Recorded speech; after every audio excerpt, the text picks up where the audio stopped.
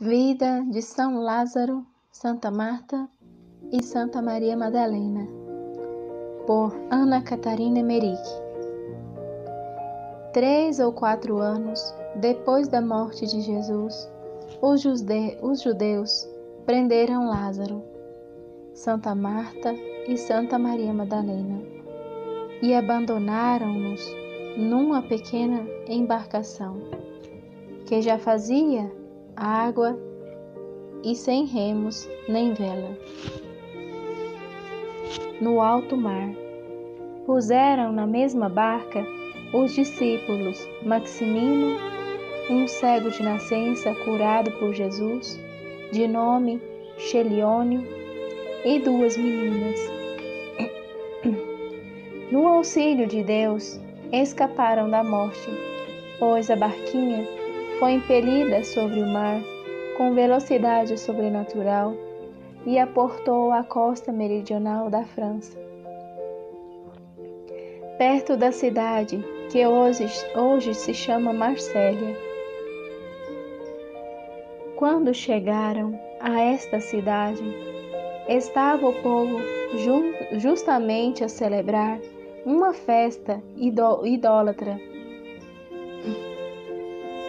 Os 7 estrangeiros, conta Catarina Emerick, sentaram-se sob as arcas de uma praça pública, diante de um templo. Ficaram assim sentados por muito tempo, tendo se reconfortado um pouco com o alimento tirado de pequenas vasilhas que trouxeram consigo. Começou Marta a falar ao povo, que se lhe juntava em roda, e disse-lhes como tinham chegado ali. Falou de Jesus em tom muito vivo e comovido. Mais tarde vi que alguns deles jogavam pedras para afastá-los dali. Mas as pedras não feriam eles. Ficaram tranquilamente sentados até a manhã seguinte. No entanto, começaram os outros também a falar e já lhes aderiam várias pessoas. Na manhã seguinte, vieram uns homens de uma casa grande que eu tomei pela câmara nupcial. Interrogaram-nos acerca de muitas coisas. Ainda ficaram o dia inteiro sob a arcada, falando com os transeuntes, que se lhes juntavam em roda. Ao 3º dia, foram todos conduzidos àquela casa e apresentados ao prefeito da cidade. E depois, separados, os homens ficaram com o prefeito na câmara. As mulheres foram conduzidas a outra casa da cidade. Tratavam-nos bem e davam-lhes de comer. Vi que ensinavam em qualquer parte que chegavam, e que o prefeito mandou proclamar por toda a cidade que ninguém fizesse mal a essa gente.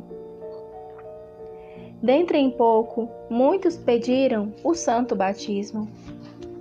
Lázaro batizava numa grande pia que havia na praça pública, diante do templo, o qual em pouco tempo estava quase abandonado. Creio que o prefeito da cidade também se deixou batizar. Vi também que não ficaram muito tempo juntos. São Lázaro, como bispo, continuou a pregar a doutrina. Santa Marta, com 2 menininhas, suas criadas, dirigiu-se a uma região deserta, montanhosa, perto da cidade moderna de Aix, onde habitavam algumas escravas pagãs que se converteram e onde construíram mais tarde um convento e uma igreja.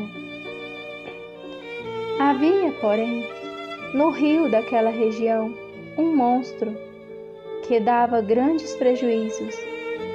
Santa Marta encontrou à ribeira, devorando justamente um homem.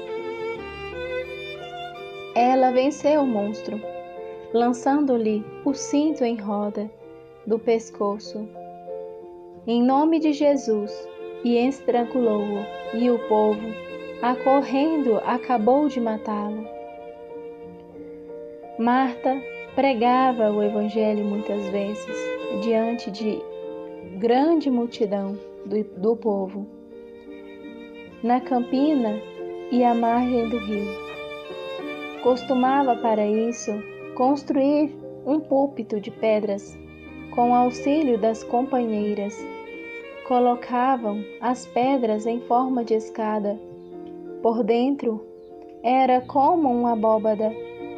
Em cima colocavam uma pedra larga sobre a qual ela pregava.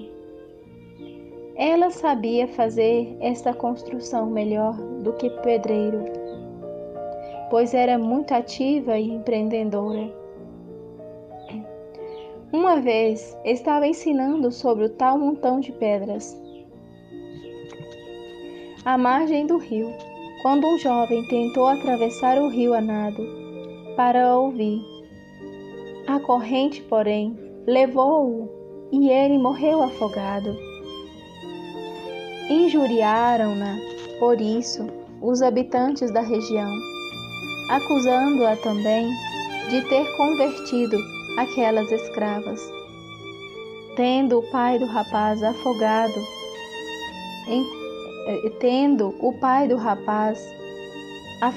encontrado o cadáver do filho, trouxe-o na presença de muito povo e, colocando aos pés de Marta, disse que cria no seu Deus, acreditava, se ela devolvesse a vida ao filho.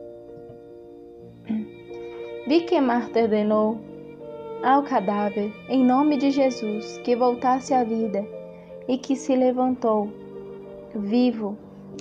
O ressuscitado, o pai e muito povo tornaram-se cristãos. Outros, porém, perseguiram Santa Marta como feiticeira. Um dos companheiros, que com ela viera da Palestina, vinha visitá-la e dava a ela a Sagrada Comunhão.